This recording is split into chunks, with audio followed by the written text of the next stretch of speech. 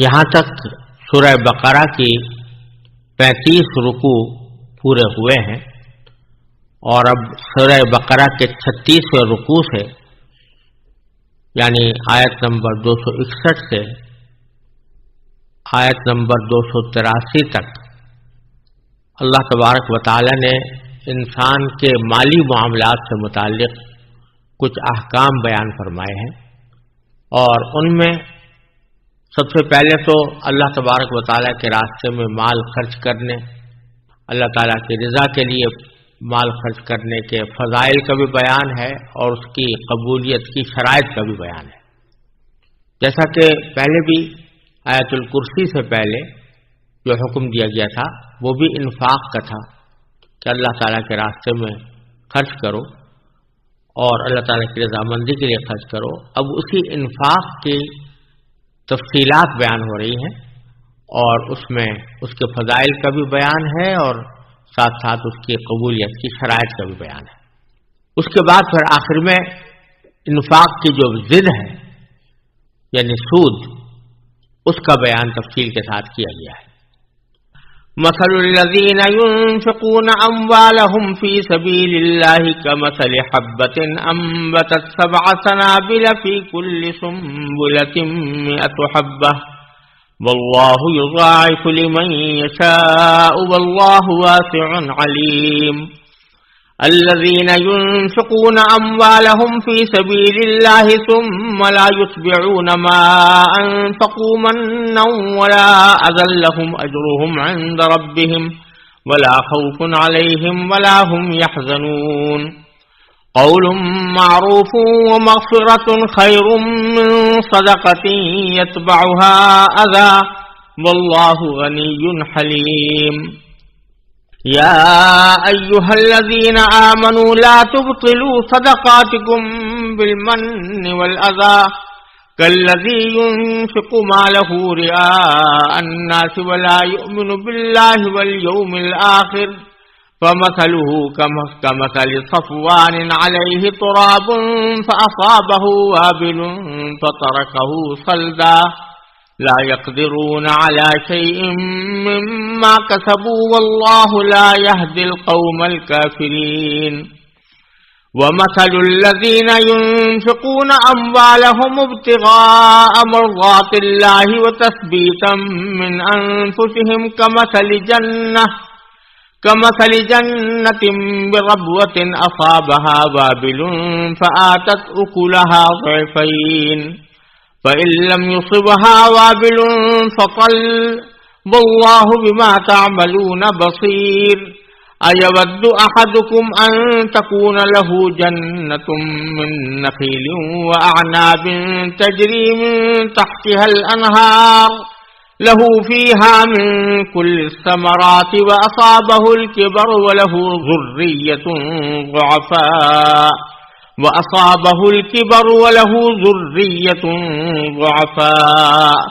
فأصابها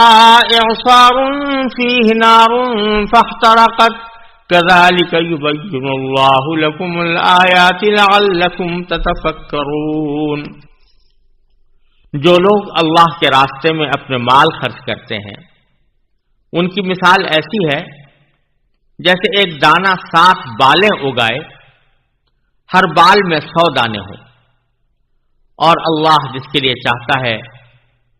کئی گنا اضافہ کر دیتا ہے۔ اللہ بہت وسعت والا،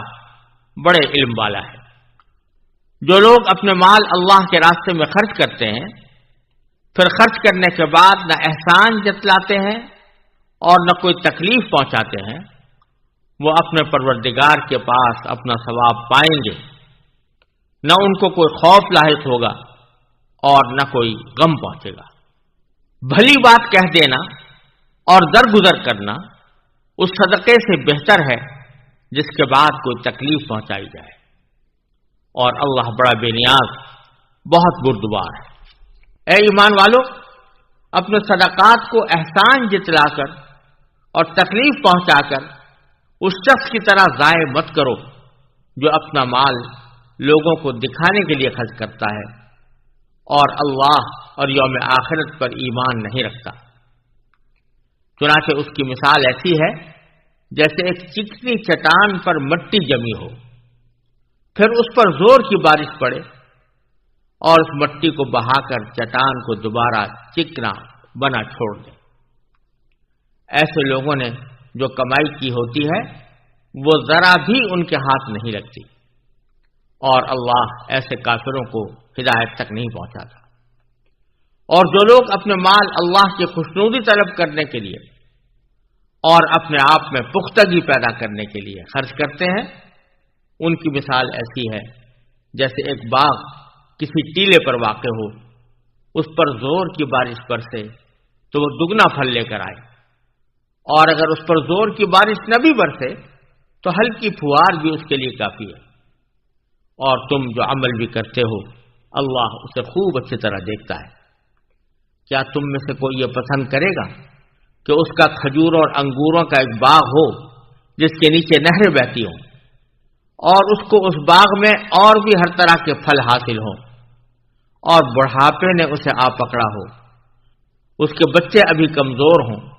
اتنے میں ایک آگ سے بھرا بگولا آ کر اس کو اپنی زد میں لے لے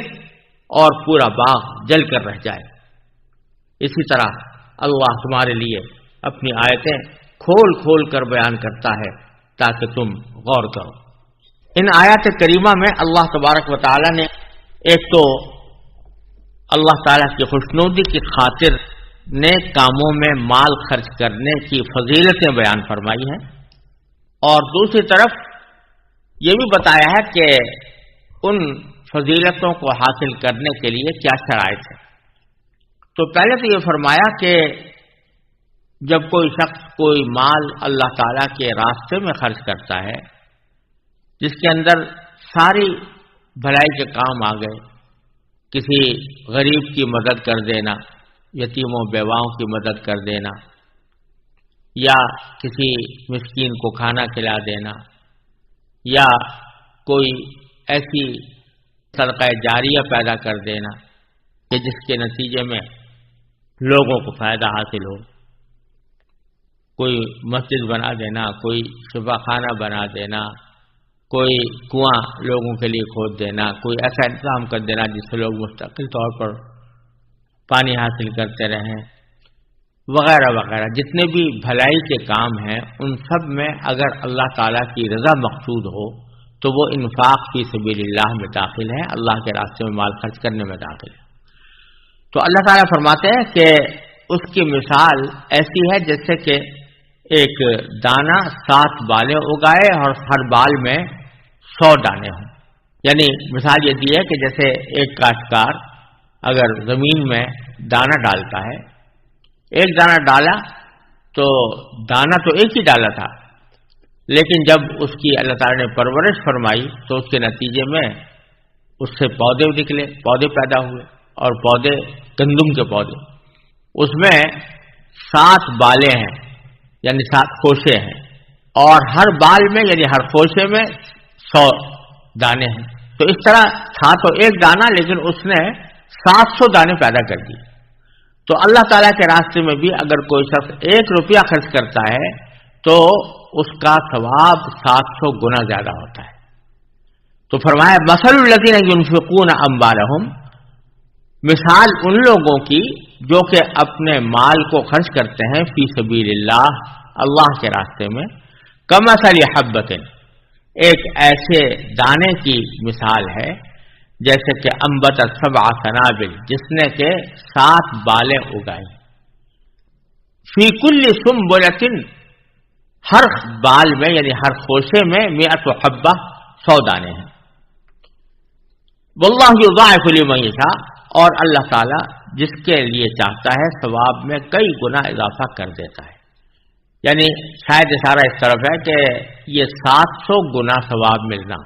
یعنی 1 روپیہ خرچ کیا تو اس کا 700 گنا ثواب ملنا، یہ تو ایک معمول کی بات ہے، لیکن اللہ تعالیٰ اگر چاہے تو جس کے لیے چاہے اس سے کئی گنا اضافہ بھی کر سکتا ہے۔ واللہ واسع علیم، اللہ تعالیٰ بہت وسعت والا، بڑے علم والا ہے۔ چونکہ وسعت والا ہے اس لیے اس کو 2 گنا، 4 گنا، 6 گنا، 10 گنا، 700 گنا، 1000 گنا کرنے میں کوئی رکاوٹ پیدا نہیں ہوتی، اور چونکہ وہ علم رکھتا ہے کہ کس کا مال کتنے اخلاص کے ساتھ کن آداب کے ساتھ خرچ ہوا ہے، تو اسی حساب سے اللہ تبارک و تعالی اس کو اجر بھی عطا فرماتا ہے۔ پھر آگے یہ فرمایا ہے کہ کیا کیا شرائط ہیں اس صدقے کے یا اس انفاق کے اللہ تعالیٰ کے ہاں قبول ہونے کی، کیا شرائط ہیں۔ تو قرآن کریم میں جو پہلے مثال دی ہے گندم کے دانے کی، اس سے کچھ شرائط اس سے بھی نکل رہی ہیں، اور اس کی تفصیل حضرت مولانا مفتی محمد شفیع صاحب رحمۃ اللہ علیہ نے معارف القرآن میں اس طرح بیان فرمائی ہے کہ اللہ تعالیٰ نے دانہ گندم کی مثال کی صورت میں جو بیان فرمایا ہے اس میں اس طرف اشارہ ہے کہ جس طرح کاشتکار ایک گندم کے دانے سے 700 دانے اسی وقت حاصل کر سکتا ہے جبکہ یہ دانہ عمدہ ہو، خراب نہ ہو، اور دانہ ڈالنے والا کاشتکار بھی کاشتکاری کے فن سے پورا واقف ہو، اور جس زمین میں ڈالے وہ بھی عمدہ زمین ہو، کیونکہ ان میں سے اگر ایک چیز بھی کم ہو گئی تو یا یہ دانہ ضائع ہو جائے گا، ایک دانہ بھی نہ نکلے گا، یا پھر ایسا ابار آور نہ ہوگا کہ ایک دانے سے 700 دانے بن جائے۔ اسی طرح عام نیک کاموں اور خاص طور سے انفاق فی سبیل اللہ کے راستے میں خرچ کرنے کی مقبولیت اور اس پر زیادہ اجر ملنا، اس کے لیے بھی یہی 3 شرطیں ہیں۔ چنانچہ ایک شرط یہ ہے کہ جو مال اللہ کی راہ میں خرچ کرے وہ پاک اور حلال ہو، کیونکہ حدیث میں ہے کہ اللہ تعالیٰ پاک اور حلال مال کے سوا کسی چیز کو قبول نہیں فرماتے۔ تو حلال ہونا ایسا جیسے اگر حرام مال صدقہ کر رہا ہے تو حرام مال کو صدقہ کرنے سے کی مثال ایسی ہے جیسے کہ یہ خراب بیج زمین میں بویا، جب خراب بیج خراب ہے تو وہ کیا اگائے گا؟ تو اسی طریقے سے حرام مال سے صدقہ کرنا ایسا ہی ہے جیسے کہ خراب بیج ڈال دینا، اس سے کوئی فائدہ نہیں۔ البتہ یہ سمجھ لینا چاہیے کہ حرام مال کی بھی کئی قسمیں ہوتی ہیں۔ ایک حرام مال وہ ہے کہ جس کا جو حقیقت میں کسی اور آدمی کا حق تھا اور آدمی نے وہ حق دبا رکھا ہے، اور وہ آدمی معلوم ہے جس کا حق دبایا گیا ہے، تو جب تک اس کو حق واپس نہ پہنچائے اس وقت تک اس کے لیے یہ مال حرام ہے۔ اب اگر اس سے صدقہ بھی کرے گا تو کوئی ثواب نہیں، ادنا ثواب نہیں، بلکہ الٹا گناہ ہے، کیونکہ جس کو پہنچانا چاہیے تھا اس کو نہیں پہنچایا اور ایک صدقہ کرنا شروع کر دیا، تو الٹا گناہ ہوگا بجائے ثواب ملنے کے۔ دوسری قسم مال حرام کی وہ ہوتی ہے کہ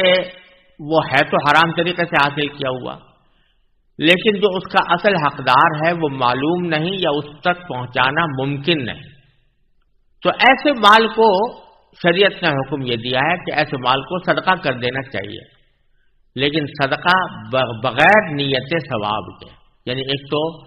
حلال مال کے صدقے کا جو ثواب ہوتا ہے اس ثواب کی نیت کر کے نہیں کرنا، بلکہ یہ مال حرام میرے پاس آ گیا ہے، ایک نجاست آ گئی ہے، گندگی آ گئی ہے،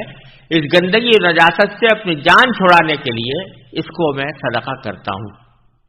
تو یہ صدقہ جائز ہے۔ اور چونکہ اس میں اللہ تعالیٰ کی اطاعت کی گئی ہے، اللہ تعالیٰ کے حکم کی بنا پر خود خرچ کرنے کے بجائے اللہ تعالیٰ کے حکم کی اطاعت میں اس کو دوسرے کو دے دیا گیا ہے، تو اس اطاعت کا ثواب ملنا بھی کچھ بعید نہیں اللہ تعالیٰ کی رحمت سے، کہ اس اگر فرض کرو وہ شخص مثلا سود کی رقم ہے اور جس سے سود لیا گیا اس تک پہنچانا ممکن نہیں ہے، تو اب یہ جو سود کی رقم آ گئی ہے اس کو ایک صورت تو یہ ہے کہ اللہ بچائے انسان کھا پی کے ختم کر دے، ظاہر ہے وہ حرام ہوگا، گناہ ہوگا، اور ایسا ہوگا جیسے آگ کے انگارے کھا رہا ہے۔ لیکن اگر وہ شخص چاہتا ہے کہ میں اس سے اپنی جان چھڑاؤں تو کسی غریب کو وہ صدقہ کر دے، جو غریب کو صدقہ کرے گا تو اس سے اپنی جان چھوٹ گئی۔ اب یہ غریب کو صدقہ کرنا ظاہر بات ہے کہ چونکہ گناہ سے بچنے کے لیے ہے تو اس لیے اطاعت خداوندی کا اس پر ثواب ملنے کی توقع رکھنے میں کوئی مذائقہ نہیں. ہاں صدقے کا ثواب نہیں ملے گا. اور جس شخص کو دیا گیا ہے صدقہ وہ اگر غریب آدمی ہے اس کے لیے وہ حلال ہے, حلال طیب ہے, یعنی وہ اس کے لیے حرام تھا کیونکہ اس نے سود کا پیسہ حاصل کیا تھا. لیکن جب اللہ تعالیٰ کے حکم کے مطابق وہ کسی غریب کو صدقہ کیا تو غریب کے لیے اس کا لینا بھی جائز اور اس کا کھانا بھی جائز, اور وہ اس کے لیے مکمل طور سے حلال طیب ہے. اس میں اس کو کوئی پریشانی لائق نہیں ہونی چاہیے کیونکہ یہ اللہ تعالیٰ کا حکم ہے. اور در حقیقت یہ جو صدقہ ہو رہا ہے یہ اس مال کے اصل مالک کی طرف سے ہو رہا ہے. اصل مالک جس کا وہ حق تھا اس کو چونکہ نہیں پہنچایا گیا تو اس کی طرف سے یہ صدقہ ہو گیا, اور انشاءاللہ اس اصل مالک کو اس کا ثواب پہنچے گا, صدقے کا ثواب پہنچے گا. تو اب جو غریب کو مل رہا ہے تو وہ کوئی گناہ نہیں غریب کے لیے کہ اس کو لے اور استعمال کرے. تو اس لیے ایک بات یہ معلوم ہوئی کہ صدقہ آدمی حرام مال سے نہ کرے بلکہ حلال مال سے کرے. دوسرا یہ کہ خرچ کرنے والا بھی نیک نیت اور صالح ہو. بدنیتی یا نام و نمود کے لیے خرچ کرنے والا وہ ایسا ہے جیسے کہ کاشتکار نے بیج تو اچھا ہے اس کے پاس زمین میں ڈالنے کے لیے, لیکن اس کو کاشتکاری کا فن نہیں آتا, تو اس صورت میں اگر وہ بیج ڈالے گا بھی تو اس سے کچھ نکلے گا نہیں. یا ایسی طریقے سے ڈالے گا کہ اس سے بجائے 700 دانے نکلنے کے تھوڑے سے نکل آئے 5-10 نکل آئے, کیونکہ وہ ناواقف اور اناڑی تھا. تیسری بات یہ کہ جس پر خرچ کرے وہ بھی صدقے کا مستحق ہو اور غلط جگہ پر خرچ نہ ہو, نااہل پر نہ ہو, ورنہ ضائع ہو جائے گا. جیسے کہ بیج تو اچھا ہے اور کاشتکار بھی ماہر ہے, لیکن اگر وہ زمین کے اندر ایسی زمین میں ڈالتا ہے جو بنجر ہے, بنجر زمین ہے, یعنی وہ اگانے کی صلاحیت ہی نہیں رکھتی, ایسی شور زمین میں ڈالتا ہے, تو اس سے کچھ بھی پیدا نہیں ہوگا. تو اسی طرح اگر صدقہ کسی نااہل کو دے دیا جائے جو مستحق نہیں ہے اور وہ اس کو فضول اڑا کر ختم کرے تو اس صورت میں بھی یہ ثواب حاصل نہیں ہو سکتا. یہ تو اس کی مثبت قسم کی شرائط تھی. آگے اللہ تبارک و تعالی نے اس کی منفی شرائط یہ بیان فرمائی ہے کہ صدقے کے قبول کرنے کے لیے یہ بھی ضروری ہے کہ جس کو صدقہ کیا جا رہا ہے یا جس نیک کام میں اللہ تعالیٰ کی راہ میں خرچ کیا جا رہا ہے تو اس پر اپنا احسان نہ جتایا جائے, احسان نہ جتایا جائے اور نہ اس کو تکلیف پہنچائی جائے. اب ایک آدمی نے صدقہ تو دیا اور کسی غریب کی مدد کی, لیکن صبح شام اس کے اوپر احسان توڑتا ہے کہ میں تمہارے ساتھ یہ کیا تھا, میں تمہارے ساتھ یہ کیا تھا, میں تمہارے ساتھ یہ کیا تھا. تو یہ اس کی عزت نفس کے بھی خلاف ہے اور یہ بات واقعے کے بھی خلاف ہے, کیونکہ پہلی بات تو یہ ہے کہ جو مال تمہارے پاس ہے وہ اللہ تعالیٰ کی عطا ہے, لہذا تم اس کے حقیقی مالک نہیں ہو.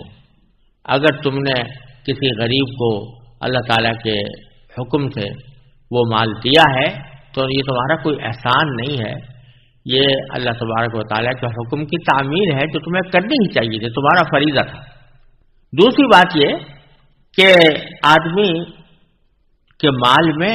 جو غریب لوگوں کا حق ہے, قرآن کریم جو فرماتا ہے کہ یہ کوئی تمہارا احسان نہیں, اگر تم کسی کو زکوٰۃ دے رہے ہو یا صدقہ بھی دے رہے ہو تو وہ در حقیقت تمہارے مال میں ان کا حق تھا جو تم ان کو پہنچا رہے ہو. وفی اموالہم حق للسائل والمحروم, ان کے مالوں میں حق ہے ایسے لوگوں کا جو ضرورت مند ہو اور محروم ہو. تو اس لیے تم اگر کسی کو اللہ کے راستے میں دے رہے ہو تو یہ تمہارا کوئی احسان نہیں ہے بلکہ اپنا ایک فریضہ ہے جو ادا کر رہے ہو, لہذا اس پر احسان جتانے کے کیا معنی. تو احسان اگر جتاؤ گے تو اس سے صدقہ جو ہے اس کا ثواب جاتا رہے گا. دوسرا یہ کہ تکلیف پہنچانا, تکلیف پہنچانے کا معنی یہ ہے کہ صدقہ تو دے دیا لیکن اب اس سے بیگار لے رہے ہیں, اس دباؤ میں کہ میں نے تمہیں صدقہ دیا تھا لہٰذا تم میرے کام کرو, میری فلاں خدمت انجام دو, یا اس کو اور کسی طرح زبان سے ہی تکلیف پہنچا رہے ہیں، اس کو برا بھلا کہہ رہے ہیں، ڈانٹ ڈپٹ کر رہے ہیں، یہ ساری باتیں ایذا کے اندر داخل ہیں. تو صدقے کے ساتھ اگر آسان جتلانا ہو اور ایذا ہو تو یہ اس صدقے کو خراب کر دیتی ہے، اس کا فائدہ اور اس کا جو اجر تھا وہ حاصل نہیں ہوتا. تو اللہ تعالیٰ فرماتے ہیں الذین ينفقون اموالهم فی سبیل اللہ، جو لوگ کہ اپنے مال اللہ کے راستے میں خرچ کرتے ہیں، ثم لا یتبعون ما انفقوا منا ولا اذى، پھر جو کچھ انہوں نے خرچ کیا ہے تو اس پر نہ پیچھے لاتے ہیں کوئی احسان، اس کے پیچھے نہ احسان لاتے ہیں، ولا اذن، اور نہ کوئی تکلیف پہنچاتے ہیں، تو ایسے لوگوں کو لہم اجرہم عند ربہم، وہ اپنے پروردگار کے پاس اپنا ثواب پائیں گے.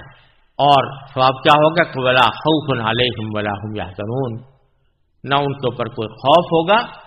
اور نہ کوئی انہیں غم پہنچے گا. یہ جملہ اللہ تعالیٰ نے اہل جنت کے لیے کئی جگہ قرآن کریم میں استعمال فرمایا کہ ان کو نہ کوئی خوف ہوگا نہ کوئی غم ہوگا. یہ ایک عجیب و غریب نعمت ہے جو اللہ تعالیٰ نے بیان فرمائی ہے، جو جنت ہی کے لیے خاص ہے. دنیا میں انسان کتنا ہی مالدار ہو، صاحب اقتدار ہو، صاحب منصب ہو، لیکن اس کو خوف اور غم سے چھٹکارا نہیں. یعنی کبھی نہ کبھی زندگی میں کوئی ایسا واقعہ پیش آ چکا ہوتا ہے جس پر غم ہوتا ہے، اور خوف آئندہ کا ہوتا ہے، یعنی مستقبل کا کہ آئندہ میرے ساتھ کہیں یہ واقعہ نہ پیش آ جائے، یہ واقعہ پیش نہ آ جائے. تو کوئی انسان ان دو چیزوں سے دنیا میں مستثنا نہیں. اس کو کبھی نہ کبھی مستقبل کا خوف بھی لگا رہتا ہے اور ماضی کا غم بھی ہوتا ہے. لیکن جنت کے اندر اللہ تبارک و تعالی اہل جنت کو یہ خصوصیت عطا فرمائیں گے کہ نہ ان کو ماضی کا غم ہوگا اور نہ مستقبل کا اندیشہ ہوگا، کوئی خوف ہوگا کہ کہیں ہمارے ساتھ یہ نہ ہو جائے وہ نہ ہو جائے. یہ بذات خود اتنی بڑی عظیم نعمت ہے، کیونکہ یہ خوف اور غم دو چیزیں ایسی ہیں جو انسان کی دنیا کے اندر نعمتوں کی لذت کو بھی مقدر کر دیتی ہیں. اگر فرض کرو کہ سارے عیش و آرام میسر ہیں لیکن دل میں غم کا کانٹا چھپا ہوا ہے یا آئندہ کے لیے کوئی اندیشہ لگا ہوا ہے، تو وہ اس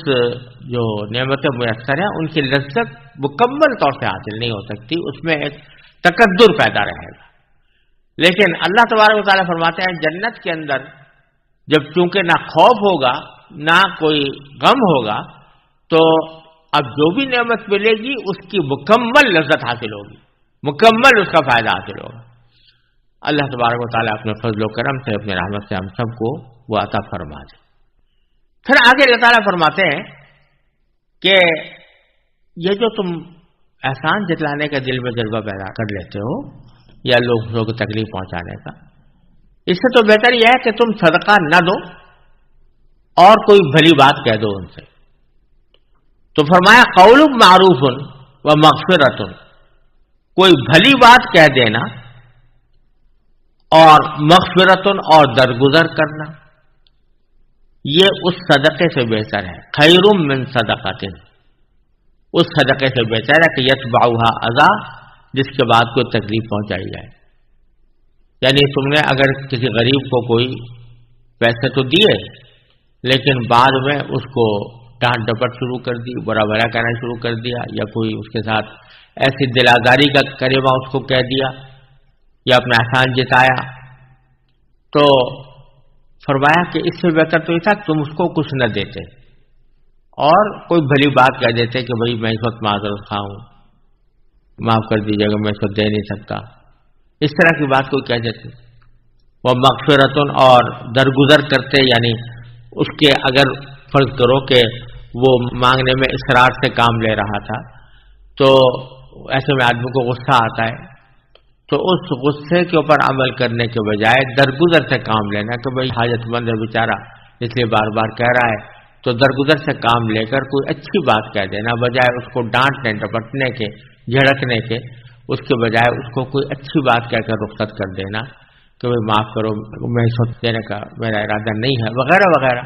اس طرح کی بات کہہ کر اس کو اگر تم واپس کر دو تو یہ بہتر ہے بنسبت اس کے کہ پیسے تو دو لیکن بعد میں اس کو احسان جتا کر تکلیف پہنچاؤ یا اور کسی طرح تکلیف پہنچاؤ. واللہ غنی حلیم، اور اللہ بڑا بے نیاز بہت پرتوار ہے. غنی اللہ تبارک و تعالیٰ غنی ہے، بتلا رہے ہیں کہ یہ جو اللہ تعالیٰ تمہیں صدقہ کرنے کا حکم دے رہے ہیں یا اچھی بات کہنے کا حکم دے رہے ہیں اور اللہ تعالیٰ کے راستے میں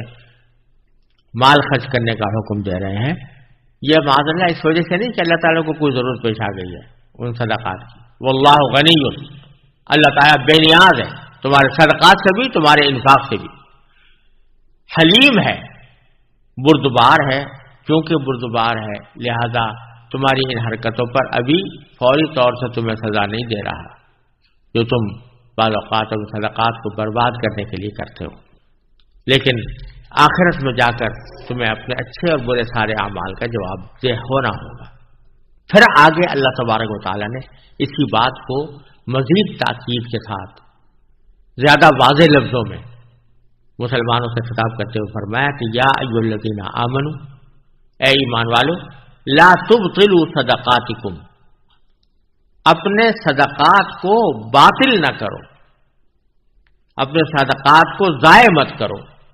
بالمن والاذی، احسان جتلا کر اور تکلیف پہنچا کر.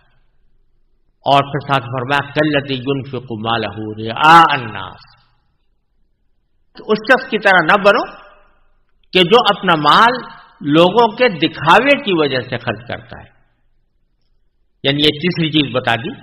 کہ صدقے کو باطل کرنے والی چیز جس طرح احسان جتلانا اور تکلیف پہنچانا ہے، اسی طرح نام و نمود اور دکھلاوا بھی صدقے کو باطل کرنے والی چیز ہے.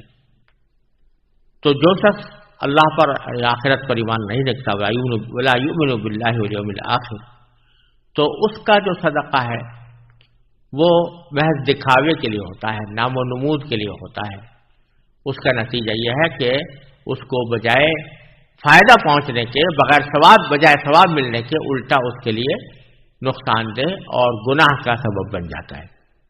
اس بات کو قرآن کریم نے بار بار جہاں ذکر فرمایا ہے تو اس کے پیش نظر ہم سب کو اللہ تعالیٰ توفیق دے تو اپنے گریبانوں میں منہ ڈال کر دیکھنا چاہیے کہ ہم اپنی زندگی میں صبح شام کی زندگی میں کتنی مقامات پر ہم نام و نمود اور دکھاوے کی وجہ سے کام کرتے ہیں. خاص طور پر ایک دوسرے کو ہدیہ دینے کے سلسلے میں، ایک دوسرے کی مدد کرنے کے سلسلے میں، ایک دوسرے کی غمخواری اور ہمدردی کے سلسلے میں بکثرت یہ بات دل میں آ جاتی ہے کہ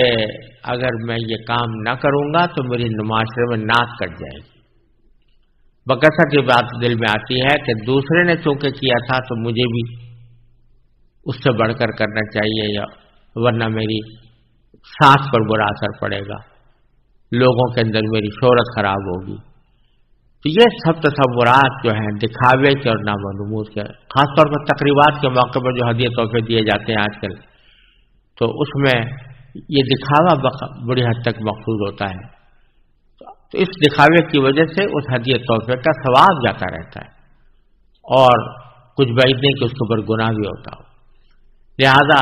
اپنے طرز عمل کو اس طرح سنوارنے کی ضرورت ہے کہ جو کچھ بھی ہم کام کریں وہ اللہ تعالیٰ کی رضا کی خاطر کریں اور نام و نمود اور دکھاوے کی غرض سے نہ کریں. پھر اللہ تعالیٰ فرما رہے ہیں، مثال دے رہے ہیں اس شخص کی جس نے کہ صدقہ تو کیا، اللہ تعالیٰ کے راستے میں مال بھی خرچ کیا، لیکن یا تو احسان جتا کر اس کو باطل کر دیا، یا تکلیف پہنچا کر ضائع کر دیا، یا نام و نمود اور دکھاوے کی وجہ سے اس کا ثواب جاتا رہا. تو اس کی مثال اللہ تعالیٰ دے رہے ہیں کہ جیسے کہ ایک چٹان ہے، چکنی چٹان کے اوپر اگر کوئی بیج ڈالا جائے تو اس پر کبھی بھی پھل نہیں آتا، وہ وہاں پر کوئی نباتات پیدا نہیں ہو سکتی چکنے پتھر کے اوپر. فرض کرو کہ اس چکنی چٹان کے اوپر تھوڑی سی مٹی پڑی ہے، لیکن مٹی کے نیچے وہ چکنی چٹان ہے. تو اب اگر فرض کرو کہ کوئی شخص اس چٹان کے اوپر بیج ڈال دے کوئی، اور بارش بھی برسے اس کو، تو بارش برسنے کے نتیجے میں کیا ہوگا کہ وہ جو مٹی پڑی ہوئی تھی وہ مٹی بہہ جائے گی، اس کے ساتھ اگر بیج ڈالا ہے تو وہ بھی بہہ جائے گا، اور جو چکنی چٹان ہے اس کے اوپر کوئی تغیر واقع نہیں ہوگا، نہ اس میں کوئی بوٹی اگ سکے گی۔ تو اللہ تعالیٰ فرماتے ہیں فَمَثَلُهُ كَمَثَلِ صَفْوَانٍ، چنانچہ اس کی مثال ایسی ہے جیسے ایک چکنی چٹان علیہ تراب، اس کے اوپر مٹی جمی ہوئی ہو، فَأَصَابَهُ وَابِلٌ، پھر اس پر زور کی بارش پڑے، فَتَرَكَهُ صَلْدًا، اور وہ بارش اس مٹی کو بہا کر چٹان کو دوبارہ چکنی بنا چھوڑے، یعنی اس کا کچھ فائدہ یہ نہیں ہوا، بارش بھی پڑی لیکن بارش کے نتیجے میں کوئی نباتات نہیں ہوگی، کوئی اس میں بڑھوتری پیدا نہیں ہوئی۔ تو ایسے ہی جو صدقہ نام و نمود کے لیے کیا گیا تو یہ ایسا ہے جیسے کہ بیج ڈال دیا گیا یا مٹی ڈال دی گئی ایک چکنی چٹان کے اوپر، اور پھر اس کے اوپر احسان جتانے کے نتیجے میں اور تکلیف پہنچانے کے نتیجے میں وہ بارش برسی اور وہ اس کو بہا کر لے گئی، اس کا کوئی فائدہ ظاہر نہیں ہوا۔ واللہ لا يقدرون على شيء مما كسبوا، ایسے لوگوں نے جو کمائی کی ہوتی ہے وہ ذرا بھی ان کے ہاتھ نہیں لگتی، یعنی جو کمائی کی تھی صدقے اور انفاق سبیل اللہ کے ذریعے اس کا کوئی فائدہ حاصل نہیں ہوا، ان کو ہاتھ نہیں لگی۔ واللہ لا يهدي القوم الكافرین، اور اللہ ایسے کافروں کو ہدایت تک نہیں پہنچاتا۔ اس کے برعکس اللہ تعالیٰ آگے مثال دیتے ہیں ان لوگوں کی جو صدقہ کرتے ہیں یا اللہ تعالیٰ کے راستے میں مال خرچ کرتے ہیں اللہ کی خوشنودی کے خاطر، نام و نمود بھی مقصود نہیں ہوتی، دکھاوا مقصود نہیں ہوتا، اور احسان بھی نہیں جتاتے اور کوئی کسی کو تکلیف بھی نہیں پہنچاتے، تو ان کی مثال اللہ تعالیٰ فرماتے ہیں کہ ایسے جیسے کہ باغ ہو کسی ٹیلے پر واقع ہو، وہ ٹیلا جس میں اگانے والی مٹی موجود ہو، ایسے ٹیلے پر واقع ہو، تو اس پر اگر زور کی بارش برسے تو دگنا پھل آئے گا، اگر زور کی بارش سے ابھی برسے تھوڑی تھوڑی فواری پڑ جائے تو بھی اپنا پھل دینے سے وہ باز نہیں رہی۔ تو اسی طرح جو صدقہ اس طرح کیا جائے گا تو صدقے کے نتیجے میں اس کو فائدہ پہنچے گا ہر حالت میں، اللہ تبارک و تعالیٰ اس کا ثواب عطا فرمائیں گے۔ وَمَثَلُ الَّذِينَ يُنْفِقُونَ أَمْوَالَهُمْ ابْتِغَاءَ مَرْضَاتِ اللَّهِ، مثال ان لوگوں کی جو اپنے مال خرچ کرتے ہیں ابتغاء مرضات اللہ، اللہ کی خوشنودی حاصل کرنے کی خاطر، وَتَثْبِيتًا مِّنْ أَنفُسِهِمْ، اور اپنے آپ میں پختگی پیدا کرنے کے لیے، اپنے آپ میں پختگی پیدا کرنے کے لیے، یعنی وہ جو یہ عمل کر رہے ہیں اللہ تبارک و تعالیٰ کی رضا کے لیے کر رہے ہیں تو اپنے اندر یہ پختگی پیدا کر رہے ہیں کہ میں اپنے اندر ہمیشہ ہر کام کے اندر اخلاص پیش نظر رکھوں، اللہ تبارک و تعالیٰ کے خاطر ہی خرچ کروں، اور جو کام کروں وہ اللہ تبارک و تعالیٰ کی خاطر کروں، اور اس عادت میں میری پختگی پیدا ہو جائے۔ تو ان لوگوں کا اللہ تبارک و تعالیٰ اس کی مثال ذکر کرتے ہیں کہ ان کی مثال ایسی ہے کہ کمثل جنت بربوہ، جیسے ایک باغ ہو ایک ٹیلے پر، ربوہ کے معنی ٹیلا، اصابہا وابل، جس کو کہ زور کی بارش اس کے اوپر پہنچی، فآتت اکلہا ضعفین، تو اس نے اپنا پھل دوگنا دیا، فإن لم یصبھا وابل، اور اگر کوئی زور کی بارش میں نہ برسے، فقل، تو ہلکی پھوار ہو تو بھی کافی ہو جاتی ہے اس میں اگانے کی صلاحیت پیدا کرنے کے لیے۔ واللہ بما تعملون بصیر، اور اللہ تعالیٰ جو کچھ تم کرتے ہو اس کو خوب دیکھ رہا ہے۔ پھر آگے اللہ تبارک و تعالیٰ بڑے مؤثر انداز میں یہ نصیحت فرما رہے ہیں صدقہ کرنے والوں کو کہ تم مال تو خرچ کر ہی رہے ہو، اللہ تعالیٰ کے راستے میں خرچ کر رہے ہو، لیکن اس بات کا اہتمام کرو کہ کوئی ایسی چیز اس کے ساتھ نہ لگے جو اس صدقے کو خراب کرنے والی ہو، اس لیے کہ اگر فرض کرو تم خرچ کرتے چلے گئے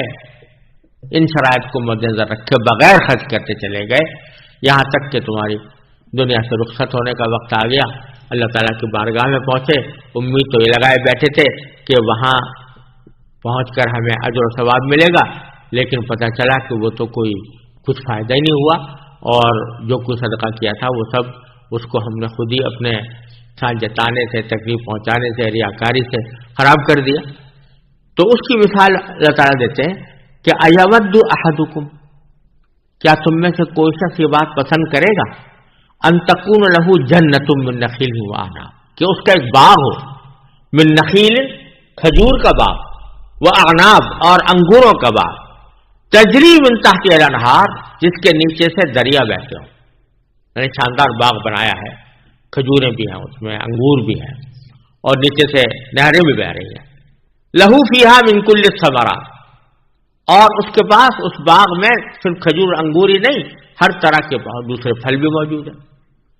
وَأَصَابَهُ الْكِبَرُ، اور اس کو بڑھاپا آ پہنچا، زندگی بھر وہ باغ لگایا اور باغ لگا کر اس پر محنت کی اور شاندار باغ تیار کیا، اور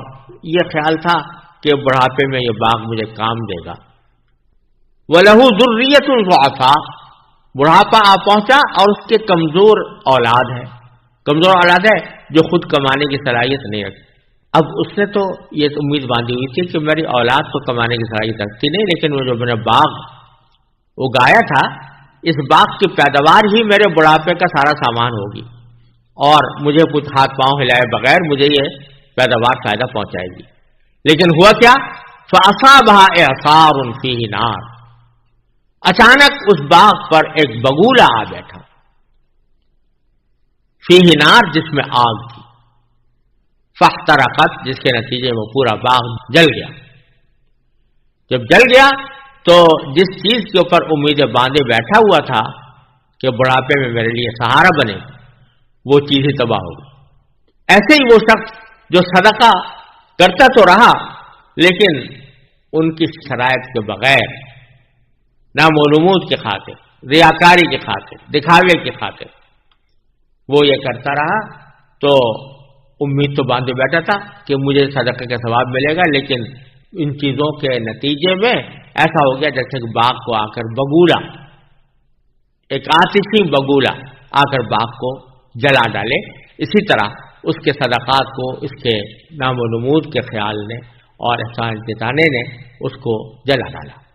تو کیا تم یہ پسند کرو گے کہ تم ایسے بن جاؤ؟ ایود احدکم، اللہ تعالیٰ بڑے پیار سے فرما رہے ہیں، کیا تم میں سے کوئی شخص اس کو پسند کرے گا کہ اس کا یہ انجام ہو؟